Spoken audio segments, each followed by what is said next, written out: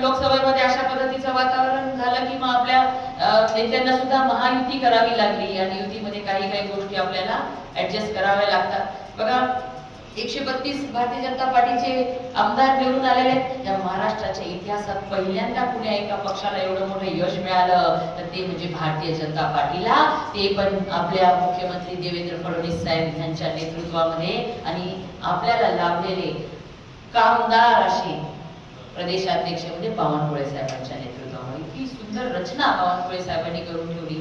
बघा आज आमच्या परभणी जिल्ह्यामध्ये सुद्धा 40 वर्षातली मी दुसरी भारतीय जनता पार्टीचे आमदार, एकदा गंगाखेडला कमळ फुललं होतं आणि त्याच्यानंतर जिंतूरमध्ये कमळ फुललं। जिंतूरमध्ये तर एवढं जातीय समीकरण इतके विचित्र की तिथं कधी कमळ फुलणार नव्हतं, परंतु देवेंद्रजींना पण तेच विशेष की पहिल्यांदा परभणी जिल्ह्यामध्ये कमळ फुललं, ते मेघनाच्या रूपाने कमळ फुललं।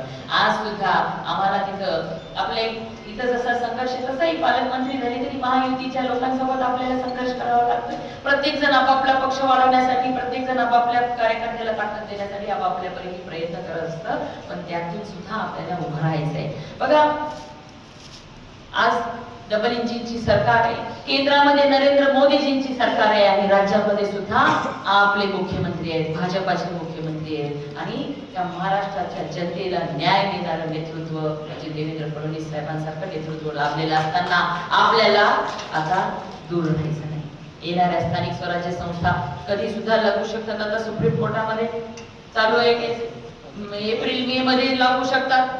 त्याच्यामुळे येणाऱ्या निवडणुका ह्या कुणाच्या निवडणुका आहेत?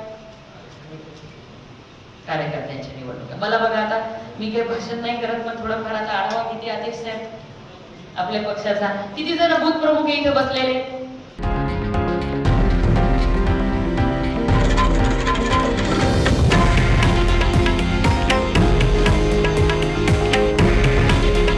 हे आहे देशातील नंबर 1 न्यूज नेटवर्क आणि आपण पाहत आहात TV9 मराठी। काळजी तुमची, हित महाराष्ट्राचं।